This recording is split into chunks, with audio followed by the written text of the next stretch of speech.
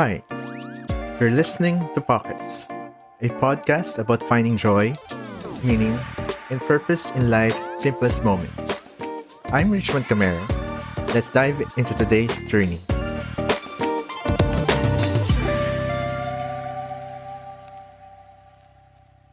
Do you know where the seeds of creating begin? From our thoughts. When we start to think about things, when we imagine what our lives would be in the next few years, we begin the process of creation. And what could help us harness those seeds of ideas? We turn to writing.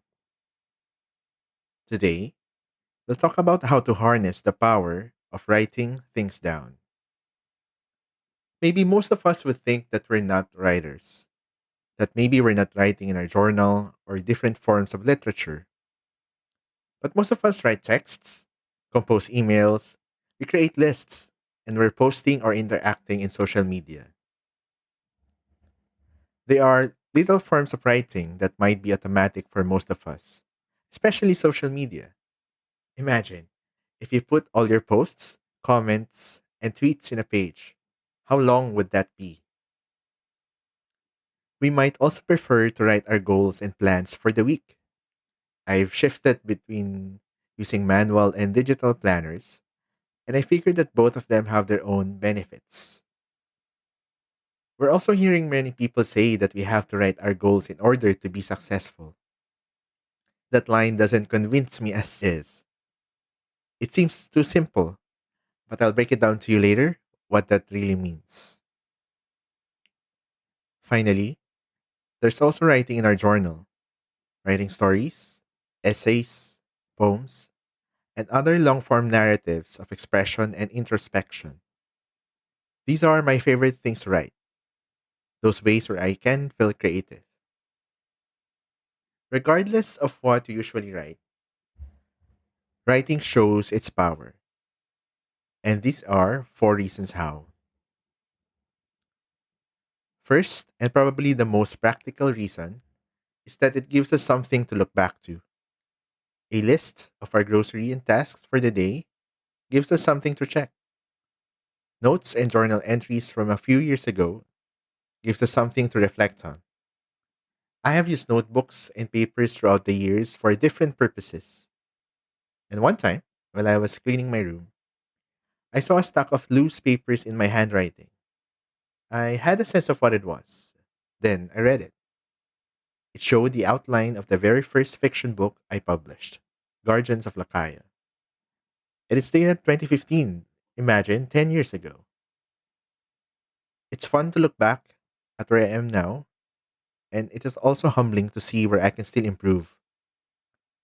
Writing keeps us in check and serves as a bookmark in our lives where we can look back to. Second, it helps us clarify what we really want. The act of putting into writing is inherently a question. Writing a task list, for example, is a question of what are the things that I need to do for the day? Perhaps posting in social media asks us, how do I want to be seen? Writing in our journal involves a lot of questions, but it mainly asks, what do I want to express today? The act of writing makes us pause and think about what exactly is the next step that we want to take. Yes, there's always an option to rewrite them, but once we write something, it could dictate what our next steps would be. Related to the previous point is writing's third power. It helps us set our intention. As much as writing is a question, it is also a form of an answer. Once we write something, we set our intention that it is what we want to do, or this is who I want to be. At the beginning of this podcast, I mentioned that creating begins in our thoughts. So, writing then is an expression of the things that we believe in and the things that matter to us. It might not be obvious, but writing taps our conscious and unconscious mind. The way we write reflects which kind of books and media we are exposed to. The things we write about is a reflection of our innermost triggers and desires. Thus, when we explore through our writing, we set our intention on what we want to do with what's inside us. We say what we want our life to be,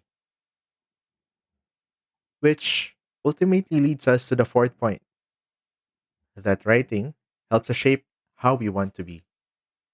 I think this is also the result of the previous points. We look back, we ask a question, then we try to answer it through writing.